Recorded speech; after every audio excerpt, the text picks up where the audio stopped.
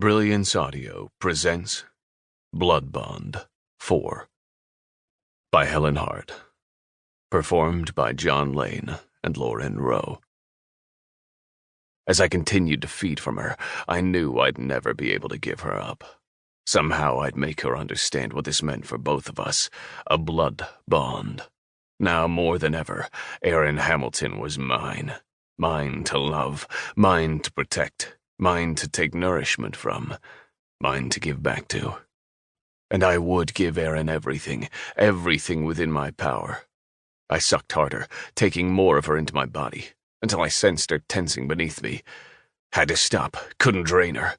But God, so hard to stop. Over and over her blood flowed like a rolling river along my tongue and down my throat, nourishing me, sustaining me, freeing me from isolation. Isolation I never knew I felt until now. For now I was no longer a single being. I was one with Erin. The two of us had become our own entity. A blood bond. Now I understood.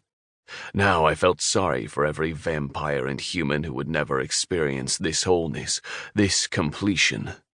Once bonded, never broken. I felt more than thought the words. I'd heard them before, somewhere long in my past. Perhaps another lifetime even. And again I sucked more of her essence into my body, into my soul, until she stiffened beneath me. Stop, must stop. But so hard. Dante. My name was harsh in my mind. It came from me, but was not from me. It was my higher self warning me to stop. I stopped. I forced my teeth from her succulent flesh and licked her wounds to begin the healing. Her eyes were closed, and her lips stretched into a small smile of serene peace. "Erin," I whispered. "Thank you." I lightly kissed her cheek, leaving a red lip print. I got up and went to her bathroom to clean myself. As I stared at myself in the mirror, my mouth and chin covered in the blood of my only love, feral feelings of protection and devotion came over me. This was me, my true self. Vampire. For the first time, I felt like I truly knew what being a vampire meant. It wasn't about drinking blood or having skin sensitive to the sun. It wasn't about preferring night to day or the ability to glamour prey. It was about this bond with Erin. About the need we had for each other that transcended so far beyond the emotional and the spiritual that it culminated in the physical. We would never be complete without each other now.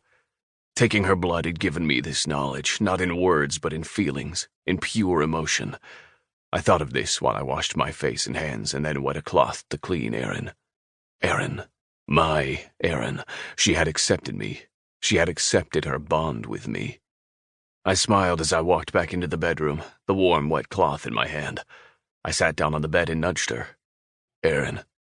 No response. I nudged her again, a little more strongly. "Erin, love." Her pallor was light, but it was always light. I bent to kiss her lips. "Erin." Her beautiful lips were tinged with blue.